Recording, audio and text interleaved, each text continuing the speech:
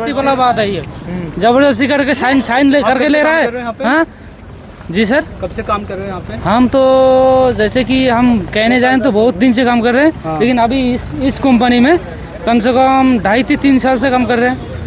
आगे इस कंपनी में भी था, जैसे इंदिरा फार्म था, ये सेक्टर 50 में था, ये 50 में भी थे।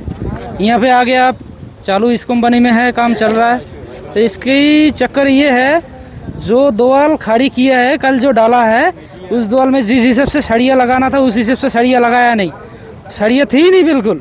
जो उसकी सपोर्ट होना चाहिए था वो सपोर्ट है नहीं, इसकी वजह से गिरी है वो दोवाल। और उसी दोवाल में वो जो रुका हुआ था, सेफ्टी जो होनी चाहिए थी वो सेफ्टी नहीं है यहाँ। सेफ्टी क्यों नहीं दे रहे ये लोग? और जो इनसे कहते हैं तो आज नहीं 2 महीने से बोल रखा है सेफ्टी करके दो, उधर कुछ ना कुछ लगा के दो। काम भी बंद कर दिया हम लोगों ने, तब भी इन लोगों ने सेफ्टी करके नहीं दी उस पर। तो ऐसा कौन काम करेगा कंपनी में? और उनके बच्चों का होगा क्या? वो तो चला गया दुनिया से, वही तो उनका कमाने वाला था।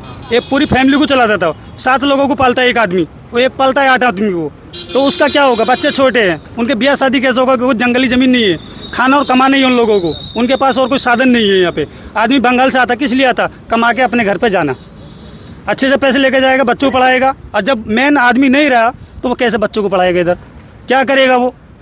हम लोग भी तो काम करते हैं ना, हमारे साथ भी हो सकता है, कोई ठीक थोड़ी है ऐसे। यहाँ सभी लोग काम करते हैं, कम से कम 1500-1600 आदमी काम करते हैं इस कंपनी के अंदर। सबके साथ अगर ऐसा होगा तो क्या होगा फिर? आप ही बताइए। तो ये है, इनको कम से कम मुआवजा मिलना चाहिए, बिगड़ मुआवजे कोई बात नहीं होगी, नहीं तो हड़ताल होगी। कम से कम लगभग एक आदमी को कम से कम 4 लाख रुपए मिलने चाहिए।